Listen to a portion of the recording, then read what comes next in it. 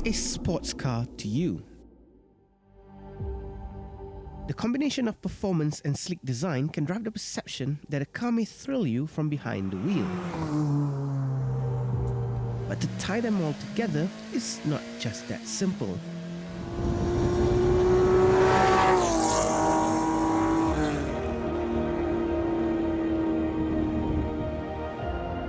I've driven many cars in my time, but for some reason, when it comes to the essence and visceral experience of driving, I will always come back to this.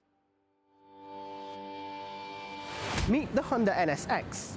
Now, the X in the name stands for experimental, and the reason for this is because before the NSX, Honda didn't exactly have a sports car.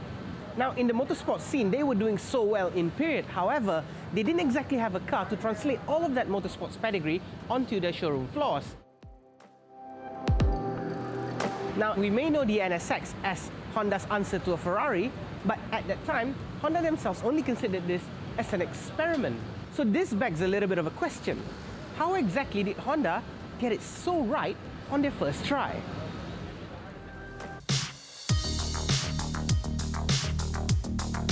The NSX originated from a collaborative design concept between the brand and Italian design house Pininfarina called HPX, or also known as Honda Pininfarina Experimental, in 1984. The visual design idea was to create a sports car based around the aero benefits of ground effect found in Formula 1 cars. But the brand were making reliable humdrum daily runabout cars so perfectly for the masses, making it completely unsprung for them to build something like this financially.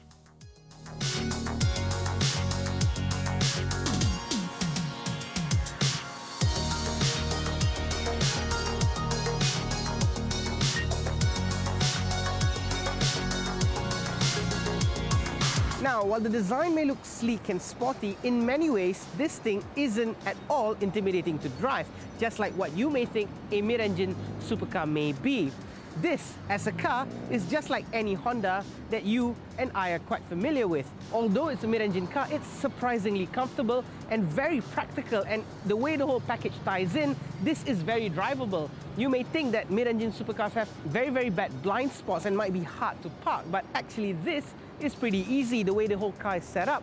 There's a whole glass all around.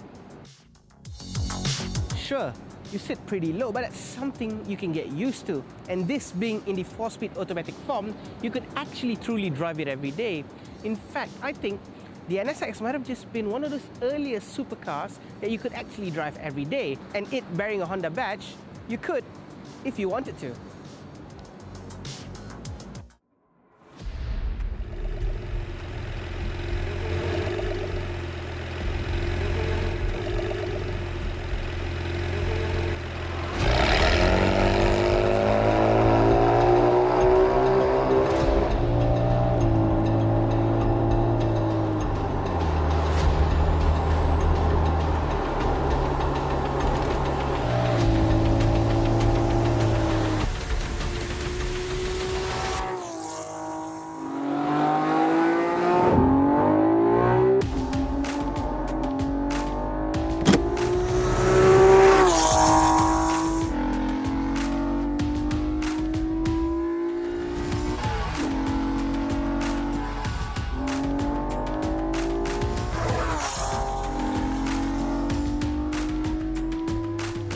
Let's be honest, no one actually buys a thrilling sports car because it's easy to drive, and no one is going to buy an NSX because they want to drive it every day.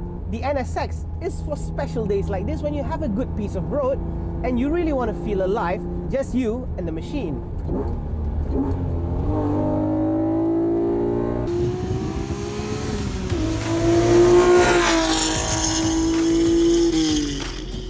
See, the NSX isn't a generic proposition. The philosophy of it was all about being lightweight, and in fact, the NSX was the first mass-produced car that featured an all-aluminum body.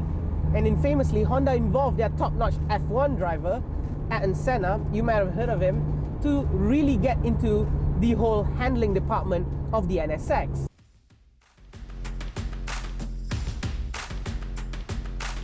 In fact, when he first drove the prototype, he didn't actually quite like the car, and well, because of that, Honda went back to the drawing boards just to really get his driving philosophy into the NSX. And it's that kind of commitment from Honda which made this thing so perfect.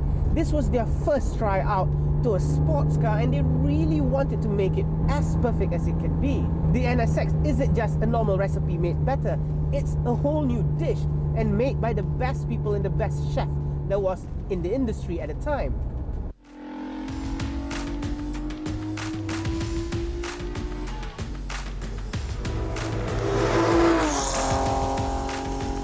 Underneath that rear glass cover is a C30A normally aspirated V6 with Honda's VTEC. Power wasn't overzealously high as the limit was still set at 280 PS for Japan. However, there has been reports that people found a tad bit more power on the wheels through a rolling road. But what truly mattered with the NSX wasn't what was on paper, but it was how it tied all the performance together for that perfect, unadulterated driving experience behind the wheel. You see, people always talk highly of the four 90s JDM legends, and from the likes of the Supra, the Skyline and the RX-7, I think those three, they offer pretty similar propositions of a car, when the NSX is very different. I've been lucky enough to drive all four of them, and I can tell you that the NSX drives nothing like the other three. This requires a little bit more precision in the drive, and you really need to rev the engine all the way up to really truly enjoy the maximum potential that the engine has to offer, because this is an NA while the other three, they're all turbocharged.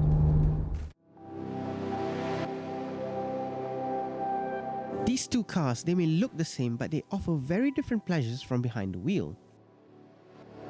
For the adoration of the design that the NSX offers, you can lay it all back with an automatic gearbox and enjoy it every day, as how Honda envisioned the NSX to be, a true dailyable sports car from the 90s. If you're a true driver though, looking for the best driving experience from a sports car, then the 3-pedal manual option is the one for you. It really truly transforms the car on the wheel and has a charm of its own that hides its 30 years of age with every shift. But the NSX philosophy remains untouched. It's pure, it's unadulterated, and it's the perfect interpretation of a driver's car from ground up. For all it stands for, I truly think that the NSX is one of the greatest cars ever made.